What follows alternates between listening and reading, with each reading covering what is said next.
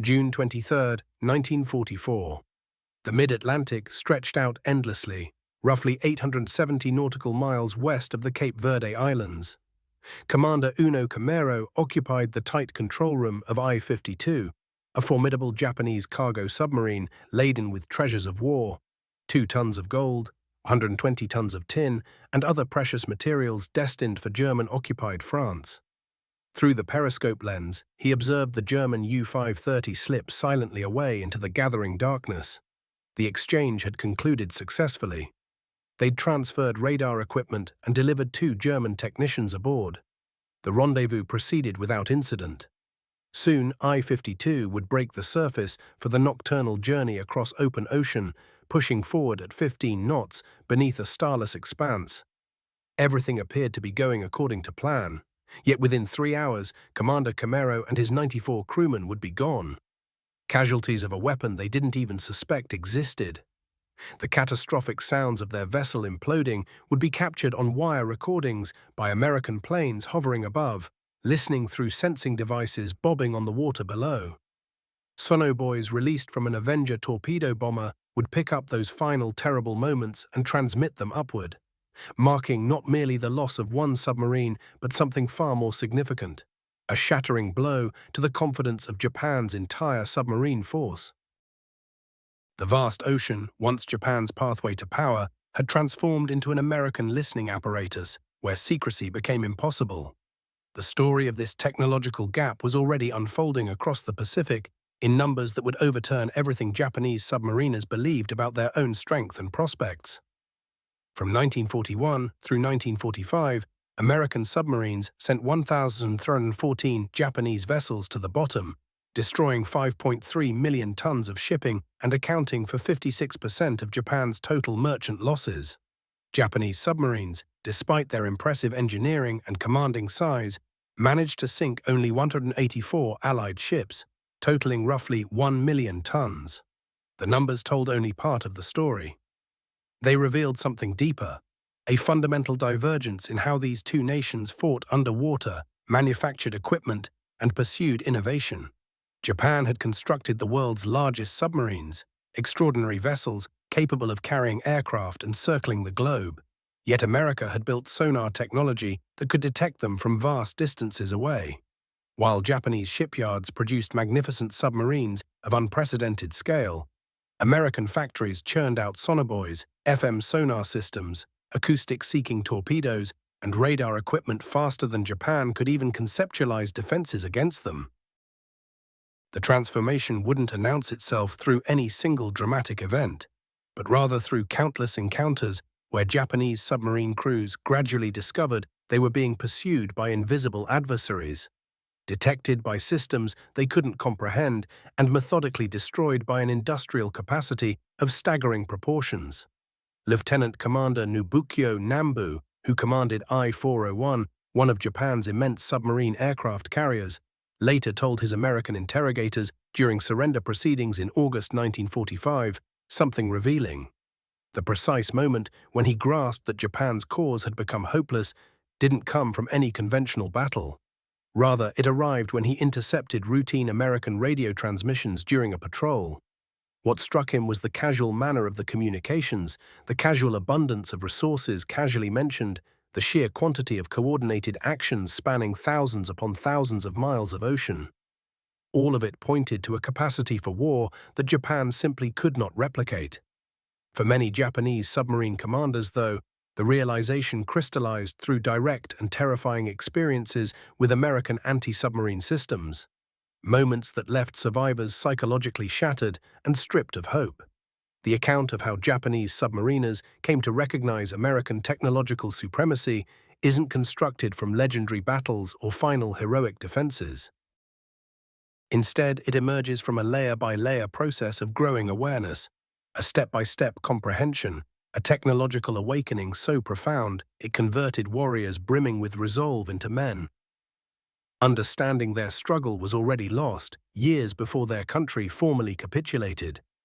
When the Japanese submarine fleet entered global conflict in December 1941, it represented one of the world's premier underwater forces. Japan commanded roughly 70 ocean-going submarines, many incorporating revolutionary innovations.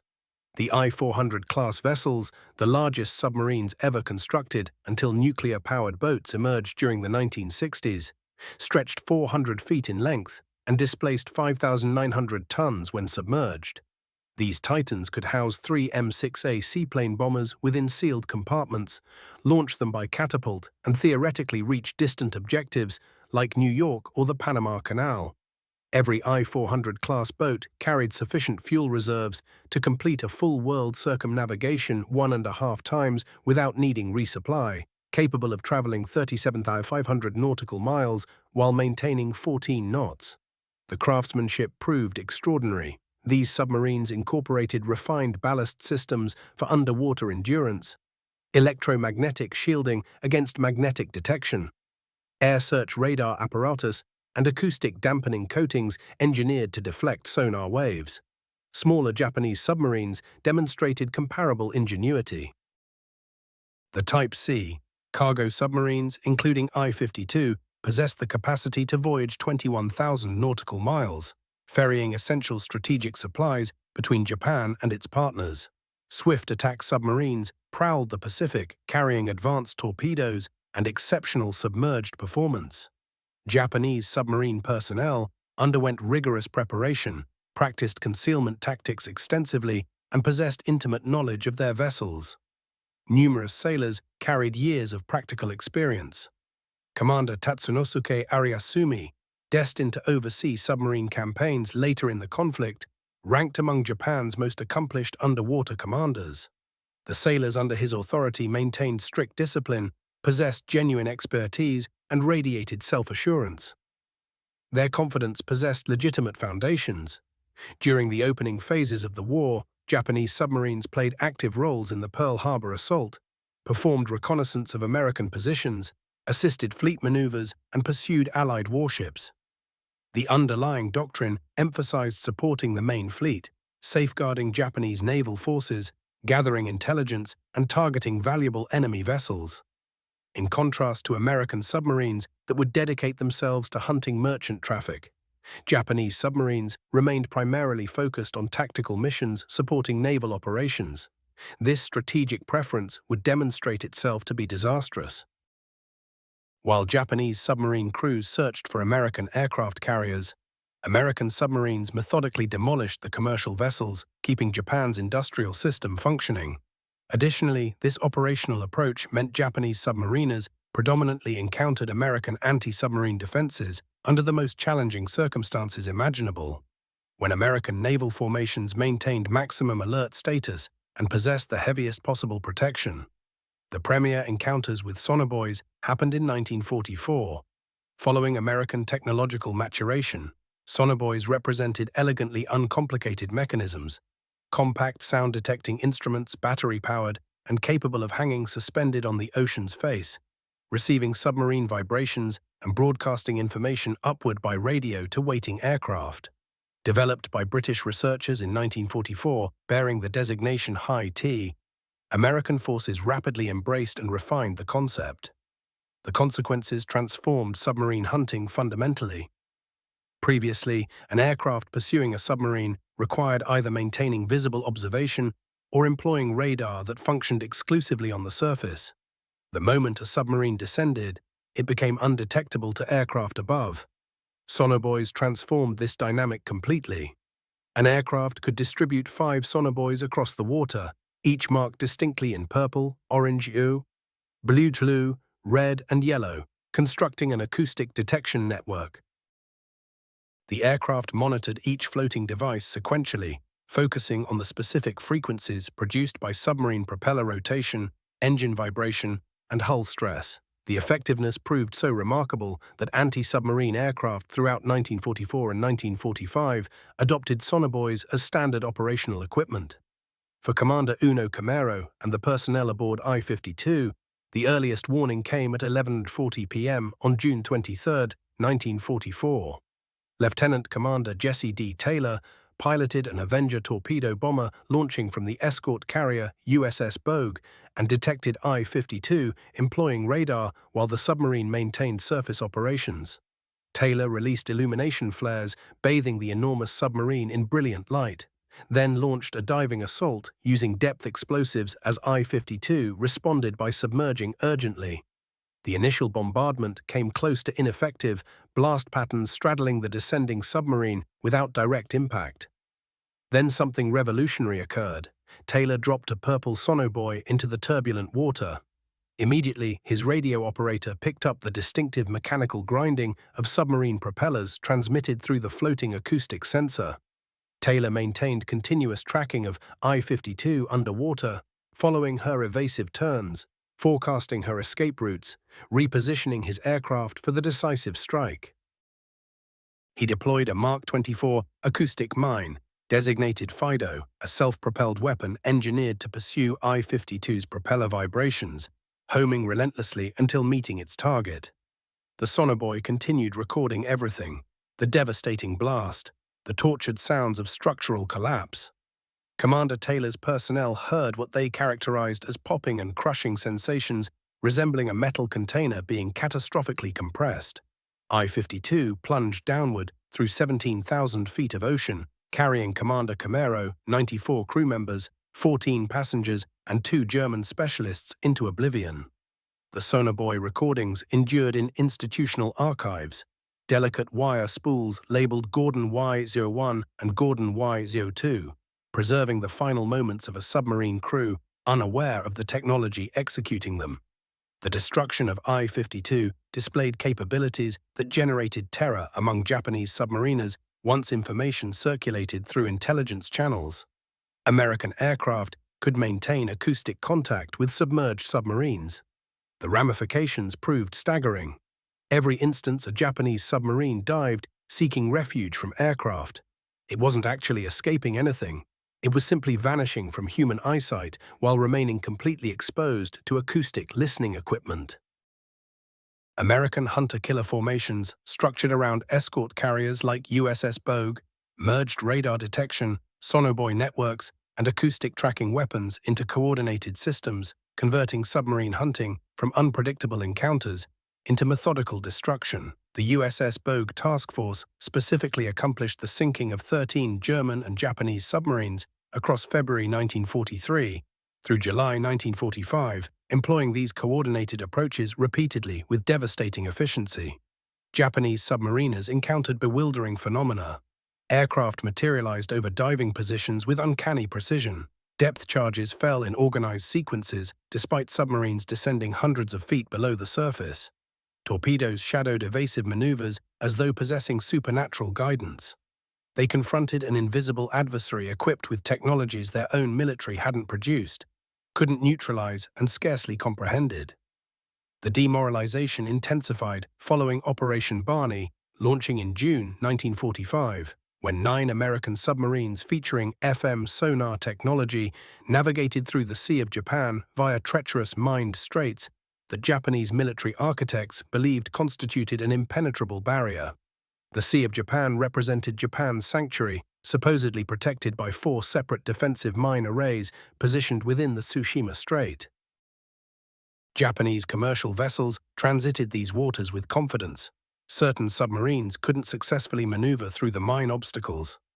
FM sonar, engineered expressly to locate submerged impediments, produced a distinctive chiming whenever mines appeared on detection screens, a sound American submariners nicknamed Hell's Bells. This apparatus permitted submarines to reconstruct complete minefield configurations, locate navigable corridors, and transit through obstacles Japanese engineers presumed would remain forever impenetrable. Beginning June 4, 1945, the first group of 3 submarines, Spikefish, Creval, and Tunny, entered the Tsushima Strait while completely submerged. Their FM sonar generated pictures of the minefield on electronic displays. The Hell's Bells sounded persistently as submarines maneuvered between mines positioned occasionally merely 50 yards distant. Following 20 hours of submerged transit, all 3 submarines surfaced safely within the Sea of Japan. Additional submarine groups followed, and within days 9 American submarines operated unrestricted across waters Japan had believed absolutely secure. The carnage proved devastating. Between June 9 and June 24, 1945, The 9 submarines sank 28 Japanese vessels, totaling 54,786 tons, destroying submarines and destroyers in addition to merchant traffic.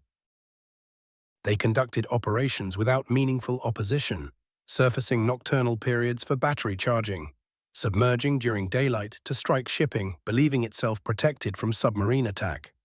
Japanese Navy Command experienced profound shock. Intelligence assessments documented submarine activity within the Sea of Japan.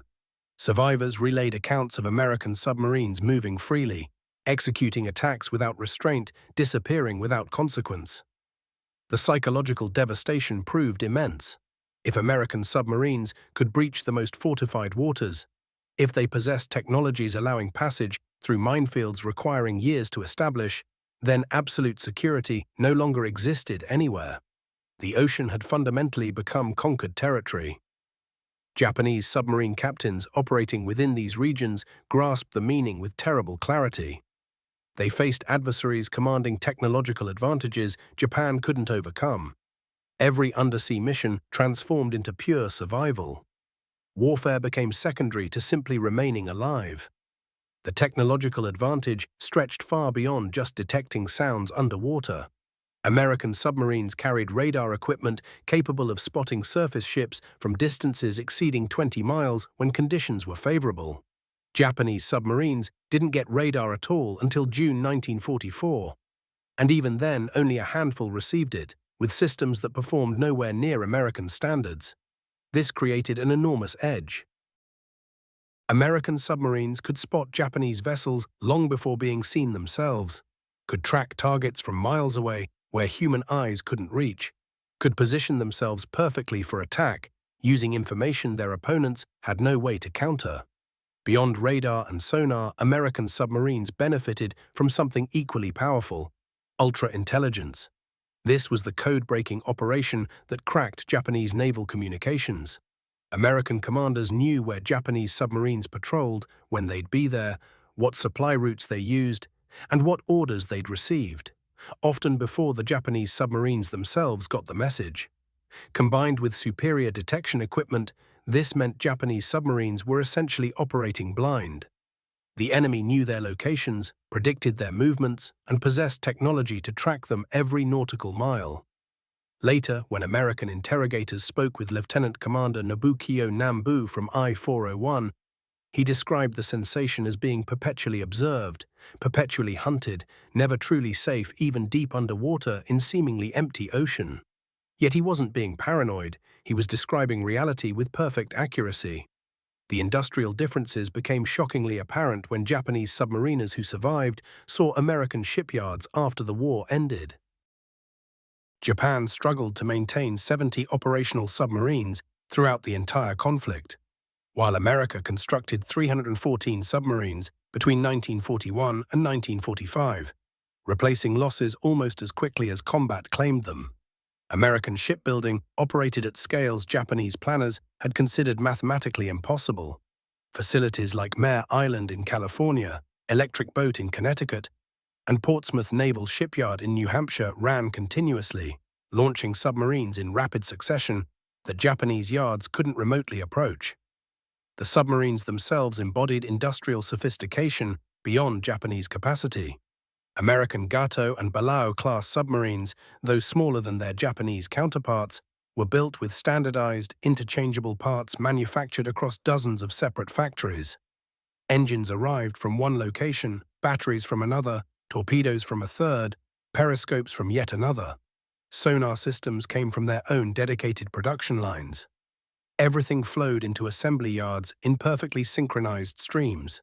A single Gato-class submarine required roughly 140,000 individual components manufactured by contractors spread across 32 states.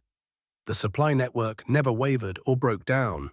When submarines suffered damage, replacement parts materialized immediately. When submarines were lost, new ones launched within months. Japanese submarines damaged in combat often waited weeks or months for repairs, struggling through parts shortages, overtaxed maintenance facilities, and production bottlenecks that American forces never encountered. Torpedoes perfectly demonstrated this technological and manufacturing gap. American submarines started the war equipped with the defective Mark 14 torpedo, a weapon that suffered from depth control failures, magnetic detonator malfunctions, and contact fuse problems. For nearly 2 years, American submarines fought with weapons that frequently either didn't explode or ran at the wrong depth, slipping harmlessly past their targets.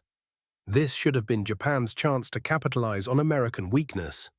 Instead, American submarine captains themselves identified the flaws, conducted their own experiments, and fixed the problems despite pushback from the Navy's Bureau of Ordnance. By September 1943, the Mark 14's problems were resolved. Around the same time, the Mark 18 electric torpedo came online, a weapon leaving no wake and giving targets no warning of an incoming strike. Later came the Mark 24 mine, actually an acoustic homing weapon nicknamed Fido, that aircraft could deploy, and it would autonomously track submarine propeller sounds to impact. Japan never developed anything comparable. Japanese torpedoes generally worked reliably, but offered no real technological advantage. More problematically, Japanese factories couldn't manufacture them in anywhere near the quantities America produced. American submarines departed on patrol carrying 24 torpedoes, firing them with abandon because resupply was guaranteed. Japanese submarines carried fewer, forced to use them sparingly because availability was limited. Year after year, month after month, every engagement reinforced the same bitter truth. American submarines dominated those waters. Throughout 1944, American submarines averaged destroying one Japanese vessel daily. That single year saw 492 Japanese merchant ships totaling approximately 2.4 million tons destroyed by submarine action. Japan couldn't build merchant vessels fast enough to replace them. Soon, the Japanese merchant fleet, which totaled around 6 million tons in 1941, had shrunk to 2 million tons by August 1945, with only 320,000 tons actually seaworthy for cargo operations.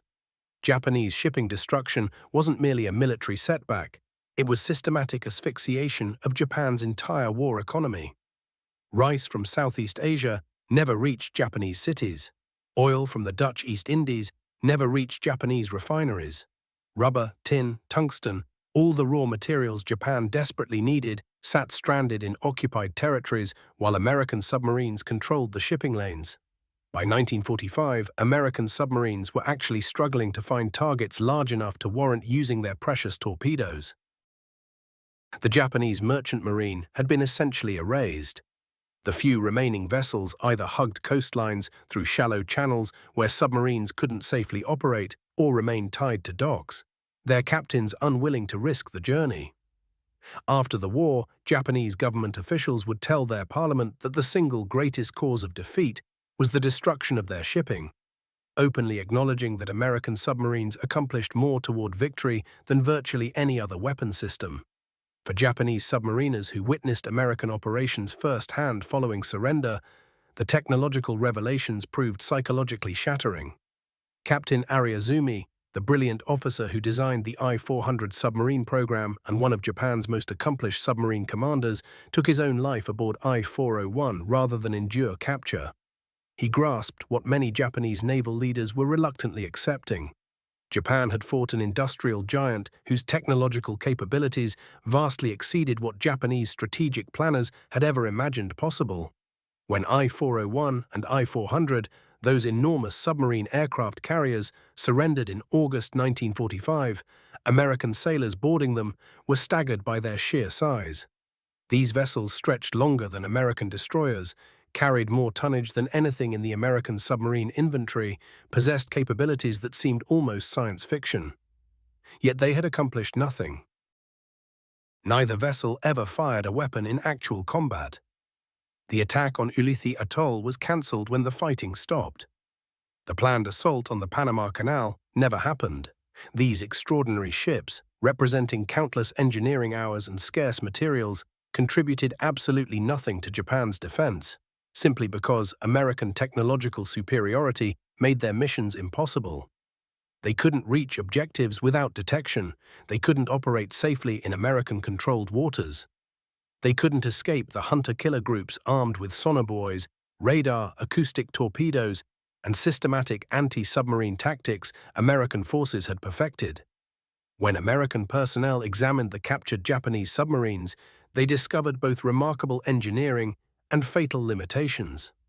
The hulls couldn't withstand the pressure of deep dives like German or American designs, restricting safe diving depth. American sonobuoys detected them with ease. Their enormous size and construction created acoustic signatures identifiable from miles away on American listening devices. They carried no radar for most of the war. They lacked the FM sonar that American submarines used for mine detection. Their anti-aircraft armament proved inadequate against American aircraft that hunted them with relentless skill.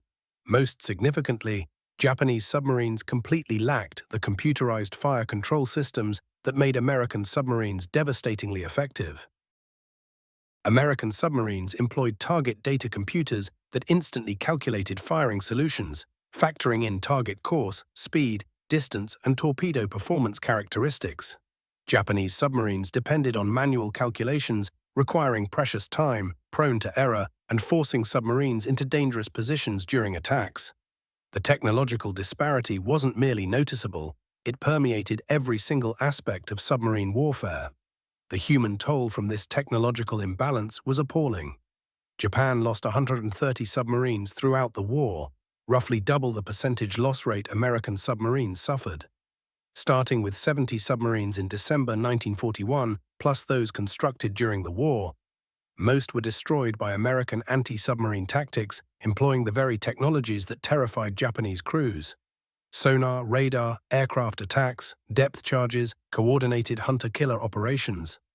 Approximately 10,000 Japanese submariners died, representing casualty rates exceeding 70%. What had once been considered an elite, honorable assignment became viewed as a suicide mission.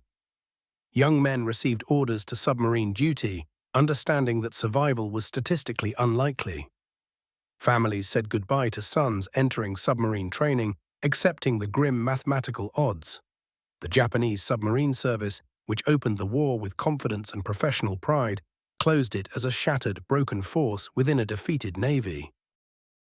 Its survivors carried deep psychological wounds, and its operational capacity had been completely neutralized by technological inferiority.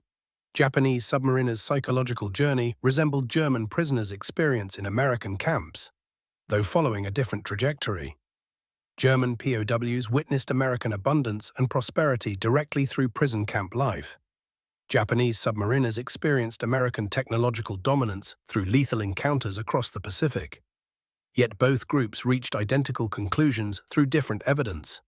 Japan and Germany had confronted nations whose industrial and technological power exceeded anything the Axis could ever produce. When Japanese submariners surrendered in August 1945, the evidence of American superiority was utterly undeniable and overwhelming. American forces brought them aboard American submarines, exposing them to technology they'd never encountered. They walked through American naval facilities and witnessed manufacturing capacity that illuminated why American forces apparently never experienced shortages. They studied the sonobuoys that had hunted their shipmates. They examined the FM sonar that permitted American submarines to navigate through minefields. They inspected the radar systems, granting American submarines vision beyond what human eyes could see. They touched the acoustic torpedoes responsible for destroying countless Japanese submarines. When Lieutenant Commander Nambu was taken aboard USS Segundo following I-401's surrender, Captain Stephen L. Johnson personally conducted his tour. Nambu examined Segundo's radar, her sonar arrays, her computerized fire control system, her torpedo handling equipment. Everything surpassed equivalent Japanese equipment. Equally striking, every system functioned perfectly. Machinery didn't malfunction. Mechanisms operated exactly as engineered. American submariners managed their vessels with relaxed assurance, born from understanding their equipment was superior and their logistical support was unlimited. Johnson's crew had completed 9 combat patrols, destroyed Japanese shipping, escaped enemy detection repeatedly, and expected to survive until war's end. Japanese submariners possessed no such confidence whatsoever. Every man in those submarines understood the reality. American technology could locate them anywhere, track their movements, destroy them at will. The weight of this knowledge crushed spirits as much as any physical bomb could. Nambu would later explain to his American interrogators that he first grasped Japan's true defeat not when news came of Hiroshima or Nagasaki, but months before, while listening to American radio broadcasts. What struck him most was the casual, matter-of-fact way American forces coordinated massive operations across thousands upon thousands of miles of open ocean. The sheer magnitude of American capability became impossible to ignore. Every routine communication they intercepted revealed something new: the abundance of equipment, the resources deployed so casually, the technological sophistication woven into everyday military procedures. Japan simply could not compete with this. The proof kept mounting after the surrender was signed. Japanese submariners found themselves transported to American bases scattered across Japan. They went to Sasebo to study captured submarines. They journeyed to Tokyo Bay to witness the surrender ceremonies, where American submarines sat prominently on display as if presenting evidence in a courtroom. Vice Admiral Charles A. Lockwood, commander of the Pacific Submarine Force, made certain his flag flew from the I-400 submarines during the surrender ceremony aboard USS Missouri on September 2, 1945. The message was unmistakable. American undersea vessels had triumphed over Japanese ones through technological prowess and industrial might. When the I-400 submarines were transported to Hawaii for thorough examination by American naval engineers, Japanese crew members went along as technical advisors. They stood watching as Americans systematically took their submarines apart, piece by piece. Every component photographed, every dimension measured, every system documented with meticulous care. The Americans worked professionally and showed genuine appreciation for certain Japanese engineering solutions. Yet intimidation was nowhere to be found on their faces. American engineers had studied these submarines and comprehended them completely. They had prevailed through superior technology deployed with absolutely overwhelming industrial capacity, not through exceptional seamanship.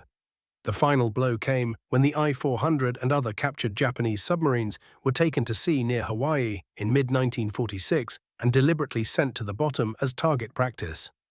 Part of this decision stemmed from Soviet pressure to examine the vessels. American command made a choice. Soviet engineers would not access Japanese submarine technology. Better to destroy it than allow that. Yet for Japanese submariners who heard about the decision, the symbolism struck hard. Japan's finest submarines, vessels embodying the nation's technological achievements, boats capable of transporting aircraft across the Pacific and striking American cities, were destroyed almost casually by victors who no longer required them for study. American submarine technology had evolved far beyond anything Japanese submarines could demonstrate. The vessels symbolizing Japanese naval strength were reduced to mere target practice. American records barely noted their destruction, but Japanese submariners understood the message clearly. Japan had created impressive submarines, yet America had created technology rendering them completely obsolete. The ocean had never truly belonged to Japan. American technological and industrial superiority simply needed time to fully reveal itself. The knowledge spread as survivors returned home and recounted their experiences in post-war Japan. Many documented their astonishment in written memoirs describing American technological capabilities. Others delivered presentations to personnel in Japan's self-defense force about the critical need for technological equality in contemporary warfare. The submarine veteran associations established during the 1950s and 1960s devoted themselves to analyzing what went wrong. Why had Japan's submarine service accomplished so little despite possessing sophisticated engineering? The answer was always the same: technological disadvantage, industrial insufficiency, and poor strategic choices had sealed the fate of Japanese submarines from the very beginning. No quantity of bravery, technical skill, or sheer determination could bridge the fundamental capability gap. American submarines possessed technological superiority across every dimension: superior detection capabilities, superior fire control, superior communication systems, superior navigation equipment, superior supply lines. Japanese submarines, no matter how well designed or expertly managed, operated under permanent handicap. The submariners who absorbed this hard lesson brought it into Japan's post-war rebuilding, shaping industrial strategy, technological innovation, and defense planning across the following decades. The economic boom transforming Japan during the 1950s and 1960s drew inspiration from wartime lessons. Japanese manufacturers concentrated on technological excellence, rigorous quality standards, and competitive advantage rather than impressive size or spectacle. The I-400 submarines had commanded admiration, but failed to deliver results. Post-war Japan created smaller products, more dependable, more technologically sophisticated. The approach shifted from producing spectacular individual items to developing complete interconnected systems that performed with consistency. Sony, Toyota, Honda, and the Japanese companies destined to become world powers learned from military disasters. They recognized that technological dominance demanded more than clever concepts. It required comprehensive systems, stable manufacturing, strict quality control, and perpetual improvement. Former naval officers, particularly veterans of submarine service, secured positions throughout these corporations and molded their growth. The insights gained from recognizing American technological dominance during wartime became fundamental to post-war Japanese industrial culture. The shift proved decisive when Japan's maritime self-defense force submarines started incorporating American technology beginning in the 1960s and 1970s. Japanese submariners trained under American instructors learned American operational methods, used American sonar equipment, and commanded submarines designed with American input. Former adversaries became allies bound by shared understanding that technological mastery and manufacturing capacity controlled the outcome of modern naval conflicts. For Japanese submariners who lived through the war, this transformation vindicated their careful analysis. Japan required technological equivalence with America, not admiration from a position of weakness. By the 1980s, Japanese submarines ranked among Earth's most advanced, integrating hard-won knowledge through painful defeat. The circuit completed itself. The submariners once hunted using American sonar now constructed submarines employing equivalent systems, having discovered through loss what victory had already taught their former opponents. Recordings of I-52's destruction, preserved on magnetic wire in American archives, demonstrate the technological revolution transforming naval warfare. Current examination by Johns Hopkins Applied Physics Laboratory revealed that acoustic homing torpedoes, guided by acoustic signals transmitted through sonobuoys, definitively destroyed I-52. The underwater detection and targeting technology that killed Commander Uno Camero and his crew in June 1944 represented capabilities Japan never achieved throughout the entire conflict. These same systems, refined and perfected, became standard across modern navies worldwide. Sonar, radar, acoustic torpedoes, all descended from technologies that astounded Japanese submariners in 1944 and 1945. The narrative of Japanese submarine crews coming to understand the ocean no longer belonged to them represents fundamentally a story about warfare's technological transformation. Superior technology wielded through manufacturing scale and industrial output defeated courage, expertise, and determination. Japanese submariners were not cowards. They were not incompetent. They simply operated equipment inferior to the decisive advantages possessed by their opponents. The psychological transition from early conviction to eventual recognition of defeat paralleled experiences of German prisoners held in America, though circumstances differed substantially. Each group encountered American capabilities appearing inexplicable, impossible to counter, and ultimately undeniable. Both groups traveled back to their nations, carrying lessons regarding technological and industrial struggle that shaped their country's recovery. Both groups contributed to reconstruction by prioritizing achievement of American-level capabilities rather than harboring resentment or simple admiration. The ocean that Japanese submariners once patrolled with confidence transformed into American territory through technological innovation and industrial production. Sonobuoys floated on the surface, broadcasting acoustic signals downward. Radar systems scanned horizons beyond human vision. Acoustic homing weapons hunted submarines with autonomous capability. Coordinated hunter-killer task forces merged aircraft and surface combatants into unified operations, systematically eliminating submarines. By mid-1945, the conversion was complete. Japanese submarines possessed nowhere to conceal themselves, no sanctuaries, no realistic survival prospects. When 9 American submarines of Operation Barney penetrated the Sea of Japan through La Pérouse Strait in late June 1945, sinking 28 Japanese vessels in supposedly secure waters, Japanese naval forces experienced complete psychological collapse. If American undersea boats could penetrate Japan's most heavily protected territories using technology to navigate minefields, then Japanese naval dominance was finished. The ocean belonged to nations commanding the technological means to control it. Japanese submariners grasped this truth in their bones. They had been pursued, located, and killed by technologies operating beyond their perception and outside their capacity to counter. Those who lived retained absolute certainty that Japanese defeat became inevitable the moment American industrial and technological superiority fully mobilized. The ocean was never truly theirs. The passage of time simply allowed reality to resurface. American sonar systems, radar installations, acoustic weapons, and industrial production fundamentally changed submarine warfare. Japanese submariners, possessing whatever skill and courage, confronted an environment where the enemy commanded decisive technological advantages. Recognition arrived gradually through repeated encounters, narrow escapes, and intelligence from other submarines. By 1945, every surviving submariner accepted this reality. The ocean belonged to whoever possessed technology sufficient to govern it. America prevailed in undersea combat not through superior seamanship but through superior science, superior engineering, and superior manufacturing.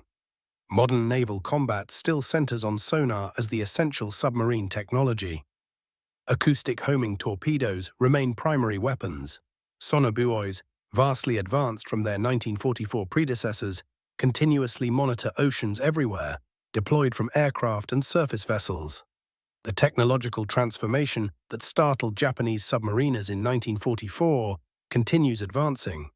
Contemporary submarines operate with capabilities that would astound both American and Japanese naval forces from the Second World War. Yet the core principle persists unchanged. Technological advantage, supported by industrial production, determines victory in modern warfare. Japanese submariners learned this through defeat. They transmitted it during post-war reconstruction. They shaped Japanese industrial development and military thinking throughout generations afterward. The submarines representing Japanese naval power stand today as museum exhibits or rest upon ocean bottoms. Monuments to engineering excellence rendered useless by superior technology. The crews who manned them absorbed lessons influencing entire nations. Understanding how technological competition ultimately decides which peoples advance and which fall behind. The account of Japanese submarine crews hearing American sonar technology and recognizing the ocean no longer answered to them represents the essence of technological revolution in warfare. Moving from early confidence to final recognition of loss, from assumed superiority to acceptance of inferiority, this journey transformed individuals and reshaped nations. The ocean transferred allegiance not through surface warfare, but through unseen technologies, riding waves and listening beneath them, transmitting intelligence to forces hunting with scientific precision and cold calculation. Commander Uno Camero and thousands of Japanese submariners who perished during the war were overcome by an industrial and technological apparatus. They lacked comprehension to understand until the moment proved too late. Those surviving carried understanding that shaped post-war Japan and shaped global naval evolution across the following decades. The ocean belonged to whoever possessed technology sufficient to master it. That hard-earned lesson, taught painfully to Japanese submariners between 1941 and 1945, remains forcefully relevant to contemporary naval operations and technological competition throughout the world today.